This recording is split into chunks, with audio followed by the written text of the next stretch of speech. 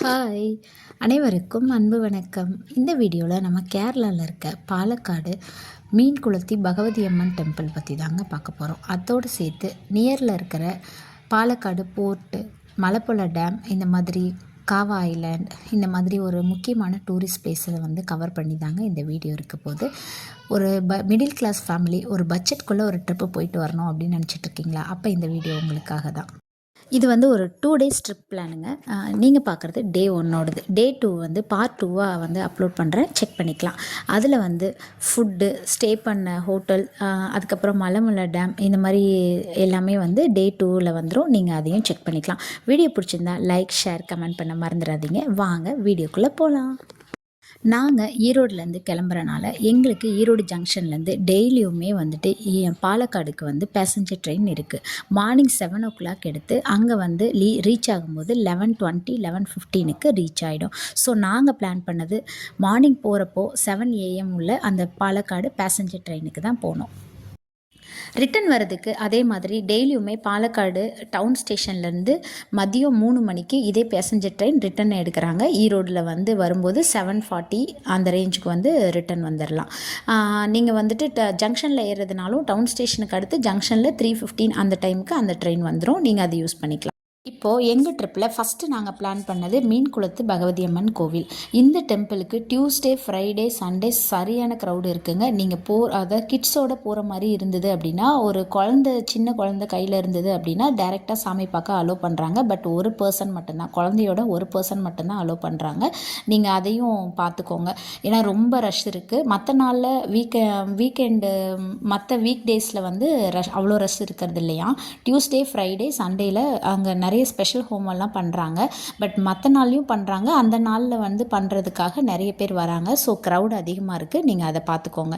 நாங்கள் எங்கள் பிளானில் ஃபஸ்ட்டு மீன் குளத்தி பகவதி அம்மன் டெம்பிளுக்கு பாலக்காடு டவுன் ஸ்டேஷனில் இறங்கி ஸ்டேடியம் பஸ் ஸ்டாண்டு போயிடுங்க. அங்கே தான் உங்களுக்கு அங்கே பொள்ளாச்சி சைடு போகிறதுக்கு மீன் குளத்து பகவதி அம்மன் டெம்பிள், அதுக்கப்புறம் மலமுலா டேம், இந்த மாதிரி போர்ட்டு, இதுக்கெல்லாம் உங்களுக்கு ஸ்டேடியம் போயிட்டிங்கன்னா நியரில் இருக்கும் அப்படின்ற மாதிரி சொன்னாங்க. ஸோ நாங்கள் ஸ்டேடியம் பஸ் ஸ்டாண்டுக்கு போயிட்டோம். டவுன் ஸ்டேஷன்லேருந்து வெளில வந்தீங்க அப்படின்னா 10 ரூபி சார்ஜ் பண்ணுறாங்க ஒருத்தருக்கு. உடனே பஸ் இருக்குது ஸ்டேடியம் பஸ் ஸ்டாண்டுக்கு. ஒரு 10 minutesல நீங்கள் ரீச் ஆகிடலாம். நீங்கள் ஒரு வேளை உங்கள் ட்ரெயின் ஜங்ஷன் வரைக்கும் தான் வரும் அப்படின்னா நீங்கள் ஜங்ஷன்லேருந்து அந்த வழியாக மலமுலா டேம் போகிறதுக்கு வேணால் பஸ் இருக்குது. நீங்கள் எதுக்கும் கன்ஃபார்ம் பண்ணிக்கோங்க, அது எனக்கு தெரியல. பட் ஸ்டேடியம் பஸ் ஸ்டாண்ட்லேருந்து அடுத்தடுத்து மலமுலா டேம், போர்ட்டு, அதுக்கப்புறம் மீன் குளத்தி பகவதி அம்மன் கோவிலுக்கு பஸ் இருக்குது. நீங்கள் ஜங்ஷன் வந்துட்டீங்க அப்படின்னா நீங்கள் டேரெக்டாக ஸ்டேடியம் பஸ் ஸ்டாண்டுக்கு வர பஸ் பார்த்து வந்துடுங்க. இல்லை அங்கேருந்து பஸ் இருக்காங்கிறத நீங்கள் அங்கே கன்ஃபார்ம் பண்ணிக்கோங்க. நாங்கள் கரெக்டாக ஸ்டேடியம் பஸ் ஸ்டாண்டில் 12:15க்கு பஸ் ஏறினோம். 12:20க்கு எடுத்தாங்க. இங்கே இறங்கும்போது 1:10, 1:15 அரௌண்ட் அந்த டைமுக்கு ஆஃப்டர்நூன் இறக்கி விட்டாங்க. நடை சாத்தியிருக்கோம், இந்த டைம் 4 o'clock தான் ஓப்பன் பண்ணுவாங்கன்னு தான் சொன்னாங்க. நாங்கள் சரி பரவாயில்ல, அங்கே போய் வெயிட் பண்ணிக்கலாம்னு சொல்லிவிட்டு நாங்கள் இந்த டைம் வந்துட்டோம். பட் பொங்கலுக்கு அடுத்த நாள் அப்படிங்கிறனால 2:30 வரைக்கும் கோவில் திறந்துருந்தது. நாங்கள் போய் லைனில் ஜாயின் பண்ணதோடு க்ளோஸ் பண்ணிட்டாங்க. அந்த லைனில் இருந்தவங்களை மட்டும் சாமி பார்க்க அலோவ் பண்ணாங்க. அதுவே அங்கே இருந்த கடையில் கோவில் கடையிலலாம் என்ன சொன்னாங்கன்னா, இதுதான் ஃபஸ்ட் டைம் 2:30 வரைக்கும் திறந்துருக்கிறது, 12:30க்கு கன்ஃபார்மாக க்ளோஸ் பண்ணிடுவாங்க அப்படிங்கிற மாதிரி சொன்னாங்க. நீங்கள் போகிற மாதிரி இருந்தால் கோவிலோட டைமிங்கை ஃபாலோ பண்ணி போய்க்கலாங்க. குழந்தை கையில் இருந்தது அப்படின்னா ஒருத்தரை மட்டும் குழந்தையோடு சேர்த்து லைனில் நிற்காமல் சாமி பார்க்க அலோவ் பண்ணுறாங்க. ஒரு 10 minutesல நான் சாமி பார்த்துட்டு வந்துட்டேன். ஹஸ்பண்டு குழந்தையெல்லாம் லைனில் தான் நிற்க சொன்னாங்க. பட் பாப்பாவை மட்டும் நான் கொஞ்சம் ரெக்வஸ்ட் பண்ணி கூட்டிகிட்டு போயிட்டேன்.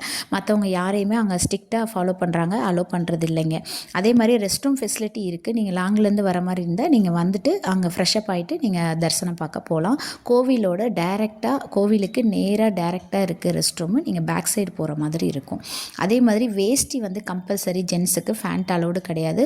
மேலே ஷர்ட் போடக்கூடாது. நீங்கள் மேபி அங்கே நிறைய கடைகள் இருக்குது, அங்கே வேஷ்டி எல்லாமே கிடைக்கிது. அப்படி இல்லை அப்படின்னா கோவில்லையே ஆஃபீஸ் பக்கத்தில் வேஷ்டி ரெண்டலுக்கும் கொடுக்குறாங்க. நீங்கள் அங்கேயே லக்கேஜும் வச்சுட்டு நீங்கள் வேஷ்டி ரெண்டலுக்கு எடுத்துகிட்டு சாமி பார்க்குறதுக்கு போய்க்கலாங்க.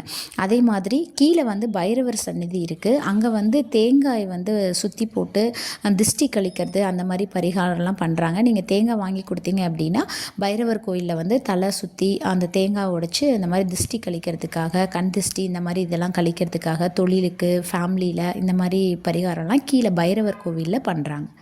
கோவிலை வந்து நீங்கள் ஒரு 1 ஹவரில் ஸ்டேடியம் பஸ் ஸ்டாண்ட்லேருந்து கோவிலுக்கு வந்து ஒரு 1 ஹவரில் பஸ்ஸில் வந்து ரீச் ஆகிடலாம். நீங்கள் பஸ்ஸை விட்டு இறங்கினோடனே லெஃப்ட்டில் ஒரு ரோடு, ரைட்டில் ஒரு ரோடு வந்து ஸ்ப்ளிட் ஆகும். நீங்கள் வந்து ரைட் சைடு ரோடில் நேராக போயிட்டே இருந்தீங்கன்னா ஒரு 1/2 கிலோமீட்டரில் கோவிலில் ரீச் ஆகிடலாம். நாங்கள் நடந்து தான் போனோம்.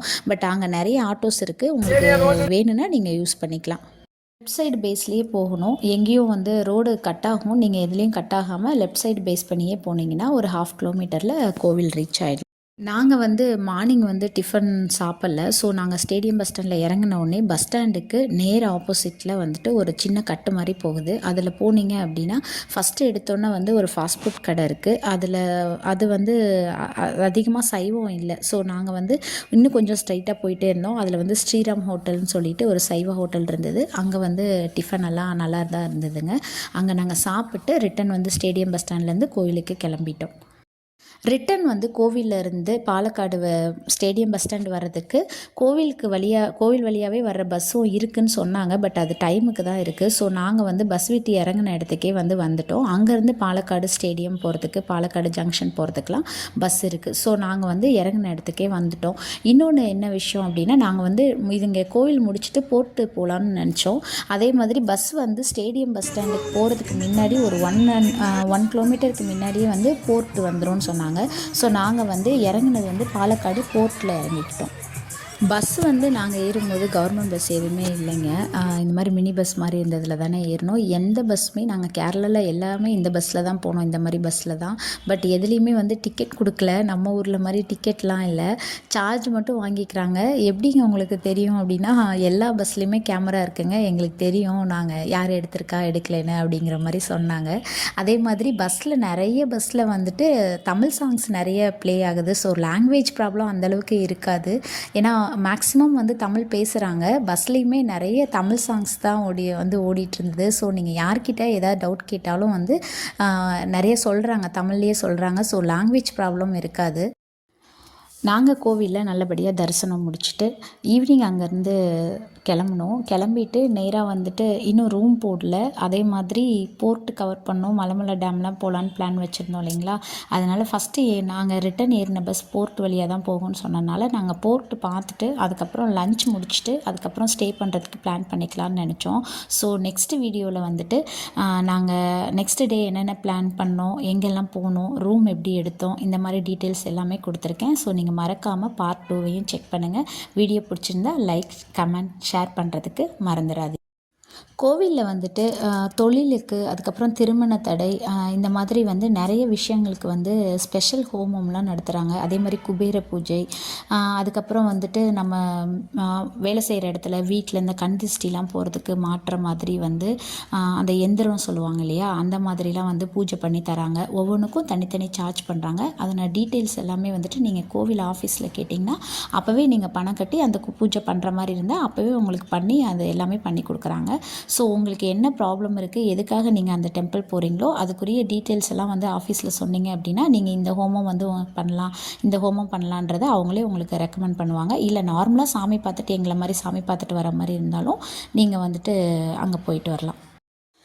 கோவிலில் சாமி கும்பிட்டு முடித்தோடனே குளத்துல வந்து நிறைய மீன் இருந்ததுங்க. மீனுக்கு வந்து அங்கே நிறைய பொரி இதெல்லாம் வாங்கி போடுறாங்க. ஸோ நாங்களும் வாங்கி போட்டுட்டு நல்லபடியாக வந்து கொஞ்சம் நேரம் அங்கே டைம் ஸ்பெண்ட் பண்ணிட்டு தான் வந்தோம். மீன் குளத்து பகவதி அம்மன் வந்து நிறைய ஸ்தல வரலாறு வந்து நிறைய வீடியோ போட்டிருக்காங்க.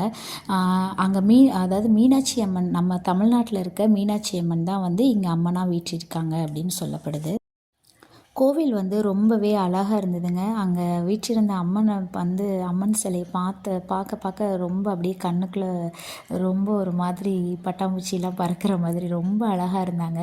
மீன் குளத்தி பகவதி அம்மன்னு சொல்கிற பேருக்கு ஏற்ற மாதிரி ரொம்ப ரொம்ப அழகான கண்களோட அழகாக வீற்றிருந்தாங்க. பார்த்துட்டு வந்ததுலேருந்து மனசுக்கு ஒரு மாதிரியான ஒரு அமைதி, சாந்தம் இதெல்லாம் வந்து கிடச்சிது.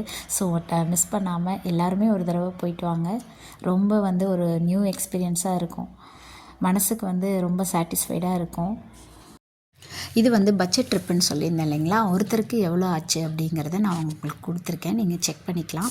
அதே மாதிரி நாங்கள் மீன்குளத்தி பகவதி அம்மன் டெம்பிள்லேருந்து வந்து இறங்கினது வந்து பாலக்காடு போர்ட்டுன்னு சொன்னேன் இல்லைங்களா, இந்த இடத்துலையே நாங்கள் லஞ்சு வந்து இந்த ஹோட்டலில் சாப்பிட்டு இங்கே போர்ட்டு வந்து சுற்றி பார்த்துட்டு அதுக்கப்புறம் தான் நாங்கள் ரூம் எடுக்க போனோம். ஸோ இதெல்லாம் நெக்ஸ்ட்டு வீடியோவில் கொடுத்துருக்கேன், நீங்கள் எல்லா டீட்டெயிலாக சொல்லியிருக்கேன், நீங்கள் செக் பண்ணிக்கலாம். இப்போ நீங்கள் வீடியோவில் பார்க்குறீங்க இல்லைங்களா, இதான் வந்து நீங்கள் மீன்குளத்தி பகவதி அம்மன் கோவிலேருந்து வந்து இறங்குற போர்ட் ஸ்டாப்பு. இங்கே பஸ் வந்து இந்த இடத்துலையே நிற்கிது. நீங்கள் அதிலேருந்து கொஞ்சம் வாக்கபிள் வந்தீங்கன்னா நீங்கள் சாப்பிட்றதுக்கு ஹோட்டல் ரொம்ப சூப்பராக இருந்தது, அந்த ஹோட்டலும் நியர்லியே இருக்குது. நீங்கள் அப்படியே சாப்பிட்டு போர்ட்டு வந்து சுற்றி பார்த்துட்டு போகலாம். எல்லா டீட்டெயிலுமே வந்து நெக்ஸ்ட் வீடியோவில் கொடுத்துருக்கேன், கண்டிப்பாக செக் பண்ணி பாருங்கள். வீடியோ பிடிச்சிருந்தா லைக், கமெண்ட், ஷேர் பண்ண மறந்துடாதீங்க. வீடியோவுக்கு சப்போர்ட் பண்ணுங்கள். நன்றி, வணக்கம்.